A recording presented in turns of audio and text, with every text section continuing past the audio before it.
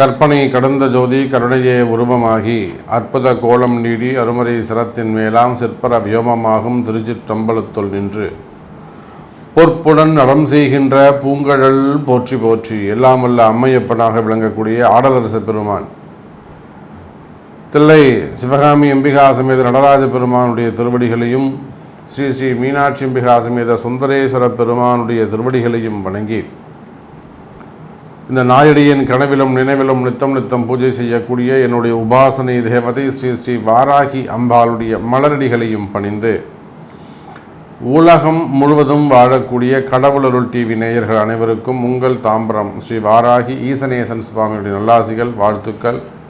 ஜெய் வாராகி, ஜெய் ஜெய் வாராகி. அன்பு நேயர்களே, உலகம் முழுவதும் வாழக்கூடிய என் அன்பு நேயர்களே, பக்தர்களே அனைவருக்கும் இனிய தமிழ் புத்தாண்டு நல்வாழ்த்துக்கள். ஸோ குரோதி வருஷம் நம்ம எல்லாருக்குமே தெரியும். தமிழ் வருஷம் மொத்தம் 60 ஆண்டுகள் உடையது. இந்த 60 வருஷத்தை தான் மாற்றி மாற்றி வந்துகிட்டே இருக்கும். ஸோ மற்ற ஆண்டுகளுக்கெல்லாம் எண்ணிக்கை தான் கணக்கு. இப்போ இங்கிலீஷில் எடுத்துட்டிங்கனாக்கா 1800, 1900, 2000, 2100, 2200 அப்படி போயிட்டே இருக்குமே தவிர இப்போ தமிழ் புத்தாண்டுகளை பொறுத்தவரையில் 60 ஆண்டுகள். அதனால தான் இந்த 60 ஆண்டுகளை கணக்கீடு செய்தால் தான் 60 வருஷம் முடிஞ்சதுனாக்கா திரும்பவும் அந்த குழந்தை பிறந்த எந்த வருஷத்தில் பிறக்குதோ அந்த வருஷமே திரும்பவும் மீண்டும் வந்துடும். அப்போ அது வரும்போது 60ஆம் கல்யாணம் பண்ணிக்கணும், ஆயுள் அபிவிருத்தி பண்ணிக்கணும் அப்படின்னு சொல்லிட்டு நம்மளுடைய தர்மம் சஷ்டியப்த பூர்த்தி, 60ஆம் கல்யாணம் அதெல்லாம் செய்கிறோம். அப்படியாக இந்த வருடம் குரோதி வருடம். வருஷத்தின் பேரை கேட்கும்போதே நமக்கு எல்லாம் கொஞ்சம் டஃப்பாக இருக்க மாதிரி ஏதோ ஒரு பெரிய டிஸ்கஷன் வைக்கிற மாதிரி தோணும். அந்த அளவுக்கு குரோதி வருஷமாக இருந்தாலுமே கூட மழை அதிகமானதாக இருக்கும் இந்த வருஷத்தில். மெயினாக ராஜா செவ்வாய் பகவானாக வருகிறார். செவ்வாயும் சனியும் இந்த வருஷத்தில் ஆதிக்கம் மிக்கவர்களாக இருக்கிறார்கள். பொதுவாக இந்த வருஷம் பிறக்கும்போது அந்த வருஷத்துக்கு ராஜா அப்புறம் தளபதி இவங்க 2 பேரும் யாருங்கிறத வச்சு தான் அந்த வருஷம் எப்படி இருக்குங்கிறத நம்ம சொல்ல முடியும். சேனாதிபதி அது மாதிரிலாம் மந்திரி. அப்போது இந்த குரோதி வருஷத்துக்கு செவ்வாயும் சனியும் ஆதிக்கம் மிக்கவர்களாக இருக்கிறார்கள். அப்போ செவ்வாய் பலம் பெற்றவர்களாக இருக்கின்ற காரணத்தினாலே பொதுவாக நாடு நகரம் முழுவதும் வெப்பம் அதிகமானதாக இருக்கும், உஷ்ணம் அதிகமானதாக இருக்கும். அதே போல் தீ விபத்துகள், ஃபயர் ஆக்சிடென்ட்ஸ் அங்கங்கே நடக்கக்கூடிய வாய்ப்புகள் ஏற்படும். பெரிய பெரிய வெடி விபத்துக்கள், அணு உலைகளால் வரக்கூடியது, வெடி விபத்துகள் கொஞ்சம் வருவதற்கான வாய்ப்புகள் உண்டு. சனி பகவான் கூட சேரும்போது கலகம், டெரரிசம் இதெல்லாம் கூட கொஞ்சம் வளர்ச்சி அடைவதற்கான வாய்ப்புகள் உண்டு. மெயினாக இந்த சனி செவ்வாய் சேர்க்கை இருக்கின்றதுனால அரசியல் கழகம் இந்த வருஷம் முழுவதுமே 2025 ஏப்ரல் 15 வரையிலும் அரசியல்களும் படு சுறுசுறுப்பாக இயங்கிக் கொண்டிருக்கும். நிறைய அரசியல் கழகம் ஏற்படும். ஒருத்தர் மாத்திரை ஒருத்தர் குறை சொல்லிண்டு அவர் சரியில்லை இவர் சரியில்லை அப்படின்னு ஒருத்தருக்கு ஒருத்தர் எதிர்கட்சிகளும் ஆளும் கட்சிகளும் குறை சொல்வதற்கான வாய்ப்புகள் உண்டு. அரசியல் கழகம் நிறைய ஏற்படும். நிறைய அரசியல்வாதிகளுக்கு இந்த வருஷம் பாதிப்பு உண்டு. எக்கச்சக்கமான பாதிப்புகள் இந்த வருஷம் அரசியல்வாதிகளுக்கு இருக்குது. ஸோ இந்த குரோதி வருஷம் எப்படி இருக்க போகுது, 12 ராசி என்பர்களுக்கும் ஒவ்வொரு ராசிக்கும் எப்படி இருக்க போகுது, இந்த குரோதி வருஷத்தில் ஏதாவது பயிற்சிகள் இருக்கா அப்படின்னு பார்த்தா ஒரே ஒரு பயிற்சி உண்டு. அந்த பயிற்சி குரு பயிற்சி மட்டுமே. வேறு எந்த பயிற்சியும் இந்த வருஷம் கிடையாது. சனி பயிற்சியும் இல்லை, ராகு கேது பயிற்சி. அதனால் குரு பயிற்சி ரொம்ப முக்கியமான ஒரு பயிற்சியாக வருஷம் பிறந்த உடனே சித்திரை மாதத்திலேயே 20ஆம் தேதி வாக்கில் குரு பயிற்சி நடக்கப் போகுது. அப்போ இந்த வருஷம் முழுவதும் குரு பகவான் ரிஷபராசியில் இருக்க போகிறார். இந்த சித்திரையிலிருந்து அடுத்த பங்குனி மாதம் வரையிலுமே கூட குரு பகவான் ரிஷபராசியில் சஞ்சாரம் செய்ய போகிறார். அதே போல் சனி பகவான் கும்பத்தில் இருப்பாங்க. ராகுவும் கேதுவும் கூட முழுமையாக எங்கே இருப்பாங்க, மீனம் மற்றும் கன்னியிலே இருக்க போகிறார்கள். அப்போது இந்த கிரக அமைப்புகளை வச்சு பார்க்கும் பொழுது இந்த தமிழ் புத்தாண்டில் நிறைய மாற்றங்கள். ஆனால் மனித வாழ்விலே நாம் நினைக்கிறோம் நேற்று வரலும் வேலைக்கு போய்ட்டு இருந்தார், இன்றைக்கி பிஸ்னஸ் பண்ணுறாரு, நாளைக்கு அந்த பிஸ்னஸில் பெரிய ஆளாக உயர்ந்து வந்துடுறாரு ஒருத்தர். அப்போ அவங்க என்ன சொல்கிறாங்க, திறமையால் படிப்படியாக உயர்ந்து வளர்ந்து வந்தார்னு நம்ம சொல்கிறோம்.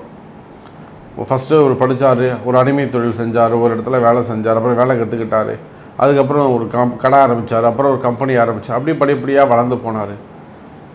உடனே நம்ம எல்லோரும் என்ன சொல்கிறோம், அவர் ரொம்ப கஷ்டப்பட்டு அப்படி படிப்படியாக வளர்ந்து வந்தார் சார் அப்படின்னு சொல்லுவாங்க. ஆனால் உண்மை அதுவல்ல. காலமும் நேரமும் உங்களை கொண்டு போய் எங்கே நிப்பாட்டுதோ அந்த வேலையை நீங்கள் செய்வீங்க. அதுதான் நிதர்சனமான உண்மை. வேலை செஞ்ச தொழிலதிபராக மாறிவிடலாம், எஜமானர் நாளைக்கு தொழிலாளியாக மாறிவிடலாம். அப்போ காலமும் நேரமும் எதை நிர்ணயம் செய்யுதோ அதன்படித்தான் எல்லாம் நடக்கும். அப்படியாக இந்த தமிழ் புத்தாண்டை பொறுத்த வரையில் கிரக மாற்றங்கள் நிறைய நிகழப்போகுது. இந்த கிரக மாற்றங்களில் மெயினாக இந்த வருஷத்தில் சனியுடைய வக்ரம் இருக்குது. சனியுடைய வக்ரம் 12 ராசிக்கும் மிகப்பெரிய அளவில் மாற்றங்களை கொடுக்க போகுது.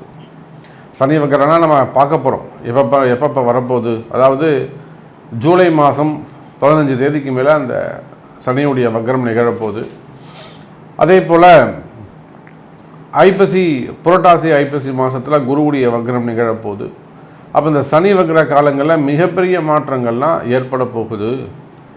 அப்போ இந்த வருடம் முழுவதுமே கூட 2024 ஏப்ரல் 14ஆம் தேதி முதல் 2025 ஏப்ரல் 14 தேதி வரை இந்த ஒரு வருட காலம் இந்த கிரக அமைப்புகளை கொண்டு, ரிஷபராசி குரு இருக்கிறாரு, கும்பத்தில் சனி இருக்கிறாருன்னா இந்த கிரக அமைப்புகளை கொண்டு என்னவெல்லாம் நடக்கப் போகுது, குறிப்பாக உங்கள் ராசிக்கு என்ன நடக்கப் போகுது, என்னெல்லாம் மாற்றங்கள் வரப்போகுது அப்படிங்கிறத பார்க்க போகிறோம். வாருங்கள் தமிழ் புத்தாண்டு ராசிகளை பார்க்கலாம். அன்பார்ந்த கடகராசி அன்பர்களே, கடகராசியை பொறுத்தவரையில் இந்த தமிழ் புத்தாண்டு மிகப்பெரிய மாற்றத்திற்கான காலம். குறிப்பாக கடகராசி எல்லாமே இப்போ என்ன எதிர்பார்த்துக்கிட்டு இருக்காங்கன்னா, நமக்கு ஏதாவது ஒரு நல்லது நடக்கணும், ஏதாவது ஒரு சேஞ்சஸ் வரணும் சார், இல்லாமல் இந்த வாழ்க்கை எனக்கு வேணாம், வேறு ஏதாவது ஒரு சேஞ்சஸ் ஏற்படணும். பட் இந்த லைஃப் ஸ்டைல் எல்லாமே நல்லா இருக்குது, இல்லை ஏதாவது ஒரு மாற்றங்கள் கொஞ்சம் ஒரு ஹாப்பியாக ஒரு ஏர்னிங்ஸ், ஒரு வருமானம் அது கொஞ்சம் தேவை அப்படிங்கிற சூழ்நிலையில் தான் நீங்கள் கடகராசி அன்பர்கள் இருக்கிறார்கள்.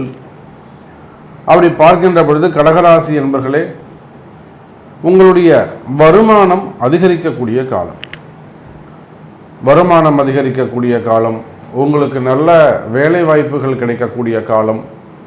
இன்னும் சொல்லப்போனாக்கா கடகராசிக்கு இந்த வருஷம் முழுவதுமே அந்த அஷ்டம சனி இருக்குது, 8ல் தான் சனி இருக்க போகிறார்.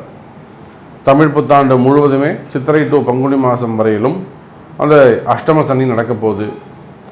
அதே சமயத்தில் 3-9 அந்த ராகுவும் கேதுவும் இருக்க போகிறார்கள். எல்லாத்துக்கும் மேலே லாபஸ்தானத்தில் குரு பகவான் இருக்க போகிறார். இதில் சனி பகவானை தவிர ராகு கேது குரு அப்படிங்கிற கிரகங்கள் எல்லாம் கடகராசிக்கு நற்பலன்களை சுப பலன்களை அள்ளி தருகின்றது. குறிப்பாக அரசியலில் ஈடுபட்டிருக்கக்கூடியவர்கள், அரசியல் தலைவர்களுக்கு ஒரு அற்புதமான காலமாக இந்த காலம் அமைகிறது. நிறைய கடகராசி அன்பர்கள் நிச்சயமாக அரசியல் தலைவர்கள் இந்த வருஷத்தில் குரோதி வருஷத்தில் நிறைய ஜெயிக்கிறதுக்கான வாய்ப்புகள் உண்டு. அரசியலில் மட்டும் இல்லைங்க, தேர்தலில் மட்டும் இல்லைங்க, வாழ்க்கையில், குடும்பத்தில், தொழிலில் ஜெயிக்கிறதுக்கான காலங்கள் அனுகூலங்களாக அமைகிறது. அதே போல் இந்த ஏன் ஜெயிக்கிறதுக்கான காலமாக அமையுதுன்னா, பொதுவாகவே கடகராசி என்பர்களே, அரசியல்னு நான் சொன்னேன், அரசியல் மட்டும் அதை தவிர்த்து அரசியல் கொஞ்சம் ஒரு நிறைய பர்சன்டேஜ் ஜெயிக்கணும்னு வச்சுக்கோங்களேன். அதை தாண்டி நீங்கள் எந்த தொழில் செய்பவராக இருந்தால், மெயினாக அந்த ஹோட்டல் ஃபீல்டு, நிறைய ஹோட்டல் ஃபீல்டு கடகராசி என்பவர்கள் நிறைய ஹோட்டல் ஃபீல்டு இருக்கும். 3 ஸ்டார் ஹோட்டலாக இருக்கும், அல்லது ஒரு 5 ஸ்டார் ஹோட்டலாக இருக்கும், அல்லது பெரிய பெரிய ஹோட்டல் நிறுவனங்கள் வச்சு நடத்துவாங்க, ஃபுட் கோர்ட்ஸ் வச்சு நடத்துவாங்க, கேட்ரிங் வச்சு நடத்துவாங்க.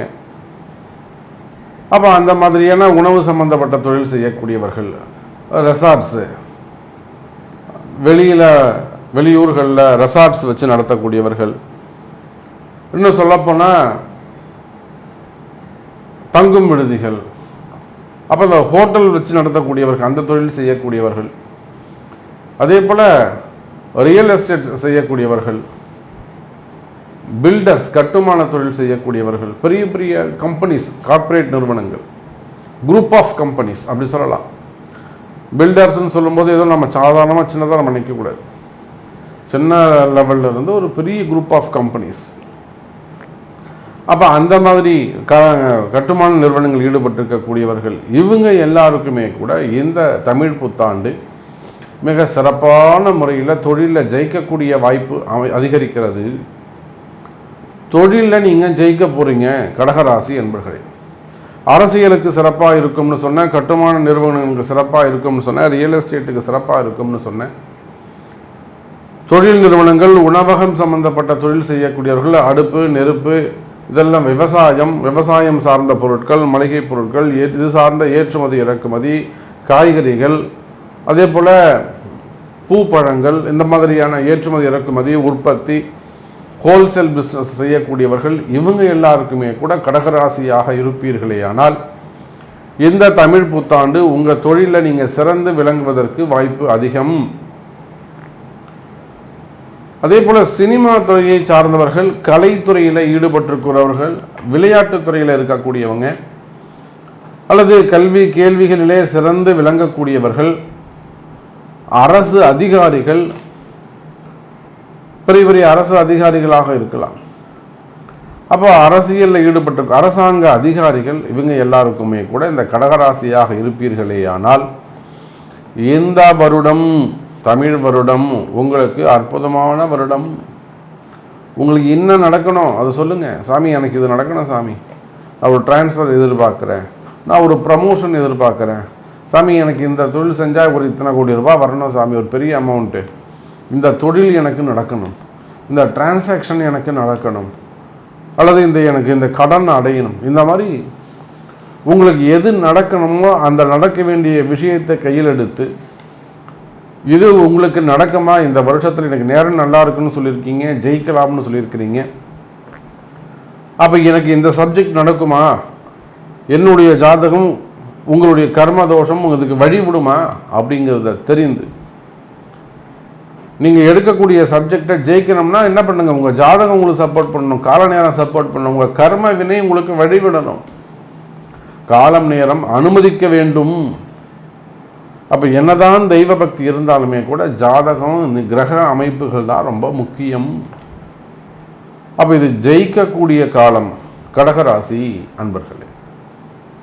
அப்போ இந்த 9வது வீட்டில் இருக்கக்கூடிய ராகு, 9ல் இருக்கக்கூடிய ராகு பாக்கியஸ்தானத்தில் குருவுடைய வீட்டில், அந்த குருவும் ராகுவுமே கூட சந்தித்துக் கொள்கிறார்கள். மிகப்பெரிய குரு சண்டால யோகம். அப்போ நான் ஏன் சொல்ல பாருங்க, அரசியலில் ஜெயிக்கலாம்னு சொல்கிறேன், ரியல் எஸ்டேட்டில் ஜெயிக்கலாம்னு சொல்கிறேன், சினிமா துறையில் ஜெயிக்கலாம்னு சொல்கிறேன், பெரிய பெரிய கட்டுமான நிறுவனங்கள், கார்ப்பரேட் நிறுவனங்கள், குரூப் ஆஃப் கம்பெனிஸ், பல தொழில்களை ஒன்றிணைத்து செய்யக்கூடியவர்கள் அவங்களாம் ஜெயிக்கலாம்னு சொல்கிற காரணம் என்னென்னா, இந்த 9வது வீட்டில் குருவுடைய வீட்டில் இருக்கக்கூடிய ராகுவும் சுக்கிரன் வீட்டில் இருக்கக்கூடிய குருவும் சந்தித்து கொள்கிறார்கள். அந்த ராகுவும் குருவும் இந்த வருடம் முழுவதும் கடகராசிக்கு 9, 11ங்கிற மிகப்பெரிய ப்ராஃபிட்டான ஒரு ஸ்தானத்தில் வீட்டில் அமைந்திருக்கிறார்கள். அப்போ கடகராசி என்பர்களே, அஷ்டம சனியுடைய கஷ்டங்கள் எல்லாம் ஒரு 50% தான் இருக்கும். அது ஒரு பக்கம் கஷ்டம் நடந்துக்கிட்டே இருக்கும். சின்ன சின்ன கலகங்கள் வரும், சின்ன சின்ன ஏமாற்றங்கள் வரும், சின்ன சின்ன திருட்டுகள் வரும். உங்கள்கிட்ட ஏதாவது 2 பொருள் நீங்கள் மிஸ் பண்ணலாம், தொலைச்சிட்டேன் சார் அப்படின்னு சொல்லலாம். இல்லை இந்த ஆன்லைன் ரம்மி அந்த மாதிரிலாம் இதே சூதாட்டங்களில் கூட நீங்கள் மிஸ் பண்ண. 9ல் ராகு சும்மா இருக்க மாட்டார். அவர் ஏதானும் ஒரு வரையில் ஒரு அவப்பெயரை ஏற்படுத்துவார், ஏதேனும் ஒரு ஏமாற்றத்தை கொடுப்பார். ஆனால் எந்த அளவுக்கு நீங்கள் மிஸ் பண்ணுறீங்களோ, ஏமாறுறீங்களோ, அதை விட 2 மடங்கு 3 மடங்கு சம்பாத்தியம் நிச்சயம் உண்டு. அப்போ நிச்சயமான சம்பாத்தியம் உண்டு, வளர்ச்சி உண்டு, உங்களுடைய சம்பளம் அதிகரிக்க போகுது கடகராசி என்பர்களே. ப்ராஃபிட் இன்க்ரீஸ் ஆகும். 9ல் இருக்கக்கூடிய ராகுவும் 3ஆம் வீடு என்று சொல்லக்கூடிய அசுபஸ்தானத்தில் இருக்கக்கூடிய கேதுவும், பொதுவாக கேது கண்டிப்பாக நல்ல ஸ்தானங்களில் இருக்கவே கூடாது. அசுபரோடு இணைந்திருந்தால் சிறப்பு. சனியும் கேதுவும் போயிட்டு 2ஆம் பாவத்தில் உட்காந்தா சிறப்பு, அப்படி வச்சுக்கலாம். நம்ம அசுபரோடு இணைந்துக்கலாம் கேது, ஆனால் சுபரோடு இணையவே கூடாது. அப்போ அந்த கேது இந்த வருஷம் முழுவதும் உங்களுக்கு 3ஆம் பாவத்தில் மறைஞ்சிருக்கிறார். அப்போ பிரிவுகள் ஏதேனும் இருக்குமே, ஒரு தொழில் பண்ணிகிட்டே இருக்கீங்க, உங்களுக்கும் அந்த ஹவுஸ் ஓனருக்கும் இல்லை லேண்ட் ஓனருக்கும் உங்களுக்கும் பிரச்சனை வருது, அதெல்லாம் இப்போ சரியாயிடும். இடப்பிரச்சனையாக இருக்கலாம், பணப்பிரச்சனையாக இருக்கலாம், லேண்டு ப்ராப்ளமாக இருக்கலாம், டாக்குமெண்டேஷன் ப்ராப்ளமாக இருக்கலாம், அதிகாரிகளுக்கும் உங்களுக்குமான பிரச்சனையாக இருக்கலாம், இல்லை உங்கள் கீழே வேலை செய்யக்கூடிய ஸ்டாஃபுக்கும் உங்களுக்குமான பிரச்சனைகளாக இருக்கலாம், அல்லது மேல் அதிகாரிகள் என்கொயரி பண்ணுறது, சட்ட சிக்கல்கள், வம்பு வழக்குகள், கோர்ட்டு கேஸு, அட்வொகேட்ஸு சம்மந்தப்பட்டது, போலீஸ் கம்ப்ளைண்ட் சம்மந்தப்பட்டது. அப்போ இந்த மாதிரியான பிரச்சனைகள் எல்லாம் இருக்குமே, ஆனால் அந்த பிரச்சனைகள்லாம் கூட விலகும். கவலை வேண்டாம் கடகராசி அன்பர்களே.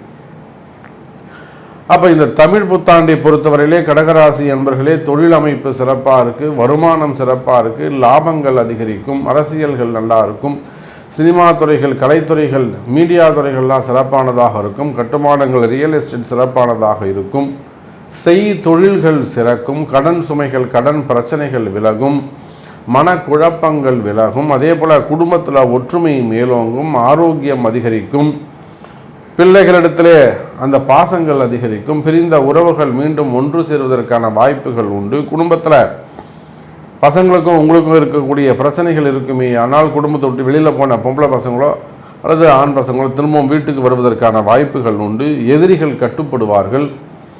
தொழில் போட்டிகள், தொழில் எதிரிகள் இதெல்லாம் கொஞ்சம் கட்டுப்படும்.